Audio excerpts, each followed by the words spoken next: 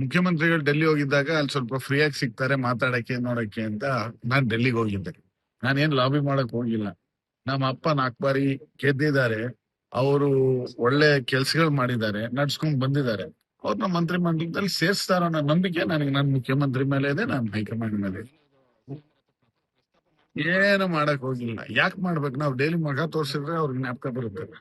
ನನಗೆ ಮುಖ್ಯಮಂತ್ರಿಗಳು ಡೆಲ್ಲಿ ಹೋಗಿದ್ದಾಗ ಅಲ್ಲಿ ಸ್ವಲ್ಪ ಫ್ರೀಯಾಗಿ ಸಿಗ್ತಾರೆ ಮಾತಾಡಕ್ಕೆ ನೋಡಕ್ಕೆ ಅಂತ ನಾನ್ ಡೆಲ್ಲಿಗೆ ಹೋಗಿದ್ದೆ. ನಾನೇನ್ ಲಾಬಿ ಮಾಡಕ್ ಹೋಗಿಲ್ಲ. ನಮ್ಮ ಅಪ್ಪ 4 ಬಾರಿ ಗೆದ್ದಿದ್ದಾರೆ.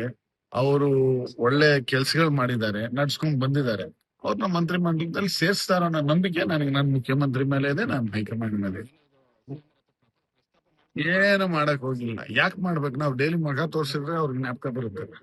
ನನಗೆ ಮುಖ್ಯಮಂತ್ರಿಗಳು ಡೆಲ್ಲಿ ಹೋಗಿದ್ದಾಗ ಅಲ್ಲಿ ಸ್ವಲ್ಪ ಫ್ರೀಯಾಗಿ ಸಿಗ್ತಾರೆ ಮಾತಾಡಕ್ಕೆ ನೋಡಕ್ಕೆ ಅಂತ ನಾನ್ ಡೆಲ್ಲಿಗೆ ಹೋಗಿದ್ದೆ.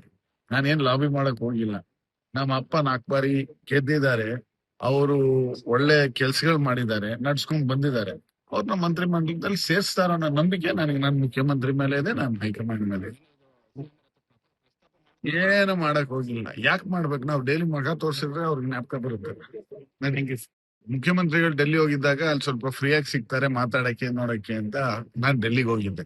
ನಾನೇನ್ ಲಾಬಿ ಮಾಡಕ್ ಹೋಗಿಲ್ಲ. ನಮ್ಮ ಅಪ್ಪ 4 ಬಾರಿ ಗೆದ್ದಿದ್ದಾರೆ. ಅವರು ಒಳ್ಳೆ ಕೆಲ್ಸಗಳು ಮಾಡಿದ್ದಾರೆ, ನಡ್ಸ್ಕೊಂಡ್ ಬಂದಿದ್ದಾರೆ. ಅವ್ರನ್ನ ಮಂತ್ರಿ ಮಂಡಲದಲ್ಲಿ ಸೇರ್ಸ್ತಾರೋ ಅನ್ನೋ ನಂಬಿಕೆ ನನಗೆ ನನ್ನ ಮುಖ್ಯಮಂತ್ರಿ ಮೇಲೆ ಇದೆ, ನನ್ನ ಹೈಕಮಾಂಡ್ ಮೇಲೆ ಇದೆ.